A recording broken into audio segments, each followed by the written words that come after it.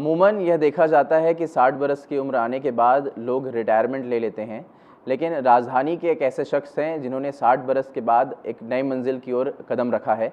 जी हाँ, हम बात कर रहे हैं राजधानी के अधीर भगवनानी जी की, जिन्होंने 60 बरस की उम्र पार करने के बाद मॉडलिंग की शुरुआत की है। भगवनानी जी, सबसे पहले तो ईटीवी भारत में आपका स्वागत है। धन्यवाद सिद्धार्थ। सर, हम आपके पूरे जर्नी पर बात करेंगे कि शुरुआत आपने कैसे की, जो कि 60 बरस की उम्र के बाद लोग रिटायरमेंट ले लेते हैं अपने काम से, लेकिन आप अभी 62 प्लस हैं और आप मॉडलिंग में अपनी शुरुआत करें, तो कैसे शुरुआत आपकी ये हुई? आप मेरी मॉडलिंग की जर्नी की बात कर रहे हैं कि पूरी जर्नी की बात कर रहे हैं आप? पहले शुरुआती हम मॉडलिंग की बात करेंगे, फिर ओवरऑल जर्नी पर हम बात करेंगे। देखिए, जहाँ तक मॉडलिंग का मेरा था वो बहुत बेहद ऑर्गेनिकली हुआ, मतलब उसके लिए मैंने कोई कोशिश बिल्कुल भी नहीं करी।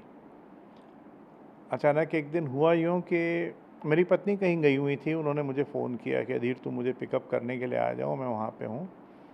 तो मैं उनको पिकअप करने के लिए चला गया। अब वो अंदर थी, उनको शायद कुछ देरी और लग रही थी, तो मैं कार में ही बैठ गया, अपना कुछ बैठ के पढ़ने लग गया था मोबाइल फ़ोन पे। थोड़ी देर के बाद मैं अचानक मेरे कार की खिड़की को कोई नॉक करता है, टक टक टक। मैं देखा उस तरफ और कांच को नीचे किया तो सामने वाला शख्स मुझे कहता है कि आप मेरे मॉडल बनेंगे? मैंने पूछा, ऐसा तुमने क्या देख लिया मेरे में? तो कहता है, आपका चेहरा और आपकी दाढ़ी। उसके बाद में मैं कार से नीचे उतरा, फिर वो नीचे से ऊपर तक मुझे देखते रहे। तो शायद उन्होंने मुझे पसंद किया और फिर छोटी मोटी बातचीत के बाद में हमने तय किया कि ठीक है, हम इस बात पे आगे बढ़ेंगे। ये बात है जुलाई 2021 की। और उसके बाद में सितंबर के महीने में आनन फानन में एक दिन वो आए और उन्होंने कहा कि आपके कपड़ों का नाप होगा। ढेर सारे मेरे नए कपड़े सिलाए गए और सितंबर में मेरी शूटिंग हो गई उसकी। और अक्टूबर आते आते तक, मिड अक्टूबर के आसपास में उन्होंने मेरे एड्स को रिलीज़ किया। और अचानक फिर मैंने देखा कि इंस्टाग्राम पे मेरे फॉलोअर्स बढ़ने लग गए हैं। जिन्हें मैं नहीं जानता था वो भी मुझे फॉलो करते थे। उसके पहले मैं सोशल मीडिया में बहुत ज़्यादा एक्टिव था नहीं, तो जो 2 4 10 15 दोस्त हुआ करते थे बस वही थे। और फिर उसके बाद में महीने 2 महीने के बाद में दिसंबर, टू बी प्रिसाइसली 24 दिसंबर को क्रिसमस की पार्टी मेरे एक मित्र के घर में होती है, जिसमें मैं 20 साल से हर साल जाया करता हूँ। उनके यहाँ उनके बच्चे जो बाहर रहते हैं वो भी सब आया करते हैं, तो काफ़ी मज़ा रहता है उस पार्टी में। उस पार्टी में उनका जो बेटा और जो बहू हैं वो दिल्ली में फ़ैशन इंडस्ट्री में ही हैं, मुझे मालूम था इस बात का। तो थोड़ी देर में मैंने जाके उनको बोला कि मैं अभी रिसेंटली एक मॉडलिंग करी है मैंने, और इसमें आगे कदम कैसे बढ़ाया जा सकता है, आप मुझे कुछ हेल्प करिए।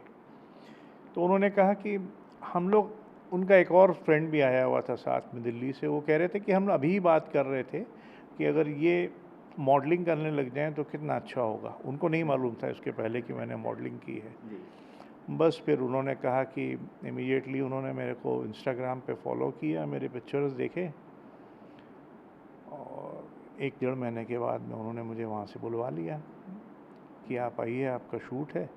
और पता चला कि वो शूट रेमंड्स का था और इस तरीके की कहानी हुई। फिर वहाँ जाने के बाद में एक शूट और हुआ, एक फ़ैशन मैगज़ीन के लिए भी, जो अभी शायद अप्रैल के महीने में ही निकलने वाली है। ये कहानी है मेरी मॉडलिंग की, उससे ज़्यादा कुछ भी नहीं। बेहद ऑर्गेनिक तरीके से काम हुआ, मतलब मैं घर पे बैठा रहा और जैसे मुझे काम मिल गया, ऐसा हुआ है। जी भगवानी जी, अब आपसे बात करेंगे कि अधीर जी, जिस तरह से आपने बताया कि ये ऑर्गेनिक तरह से आप आए हैं, तो पेशा आपका क्या रहा है, आपने किस तरह का वर्क किया है? मैं विशुद्ध रूप से व्यापारी आदमी हूँ। पूरी ज़िंदगी मैंने व्यापार किया है, इंडस्ट्री भी चलाई है, ट्रेडिंग भी करी है, लॉजिस्टिक्स का भी काम रहा है। तो अभी जिस तरह से आपको लोग पसंद कर रहे हैं, जैसे आपने बताया कि इंस्टाग्राम में आपके फॉलोवर बढ़ने लग गए, और एक जो आप नई जर्नी पर जा रहे हैं, तो कैसा आप महसूस करते हैं? और पूरा फील्ड ही आपकी पूरी चेंज हो गई, तो कैसा आपको लगता है काम करने में? नहीं, अच्छा लगता है, एक्साइटमेंट है। मतलब इसमें मुझे करियर बनाने जैसी कोई बात अभी भी नहीं है। अगर काम मिलता है तो बहुत अच्छा है, करते रहेंगे। और अच्छा लगता है। सड़क पे निकलता हूँ तो अनजान लोग भी दूर से अब पहचानने लगे हैं, उंगली दिखा के इशारा करते हैं, वो देखो देखो वो जा रहे हैं। कुछ लोग आते हैं, तस्वीर भी खिंचवाते हैं, तो अच्छा लगता है। जी, परिवार का कैसा सहयोग रहा इस में पूरा अगर देखा जाए तो, चूँकि आप बिजनेस फिर मॉडलिंग और पूरे फैमिली का सपोर्ट? देखिए, ये सवाल आपको करना ही नहीं चाहिए। अगर परिवार का या दोस्तों का सपोर्ट ना रहे तो आदमी कुछ भी नहीं कर सकता है जीवन में। तो ये बात तो बेमानी, सवाल ही बेमानी है कि परिवार का सपोर्ट कैसा रहा। परिवार का सपोर्ट नहीं होगा तो क्या करेगा आदमी, कुछ भी नहीं कर सकता है।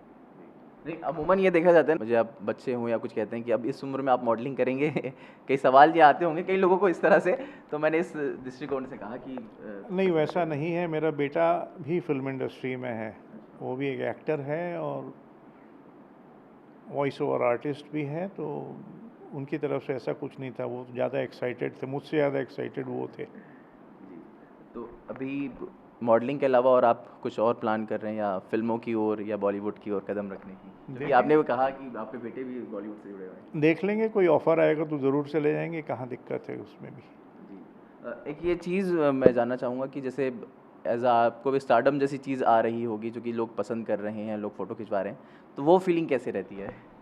नहीं, मेरी निजी ज़िंदगी में तो कोई बदलाव नहीं है। मैं जैसा सुबह निकल के मॉर्निंग वॉक पे आता था, जैसा दोस्तों के साथ जाता हूँ, जैसा बाज़ार जाता हूँ सब्ज़ी खरीदने के लिए, फल खरीदने के लिए, मैं वैसे ही कर रहा हूँ। मेरी ज़िंदगी में, जाती ज़िंदगी में इससे कोई फ़र्क नहीं पड़ा है। और भी हम कुछ चीज़ें जानना चाहेंगे कि जो करियर आपका रहा, ये तो मॉडलिंग की बात रही, आपने जो आप इंडस्ट्रियल वगैरह में आपने बताया, तो वो किस तरह की जर्नी थी?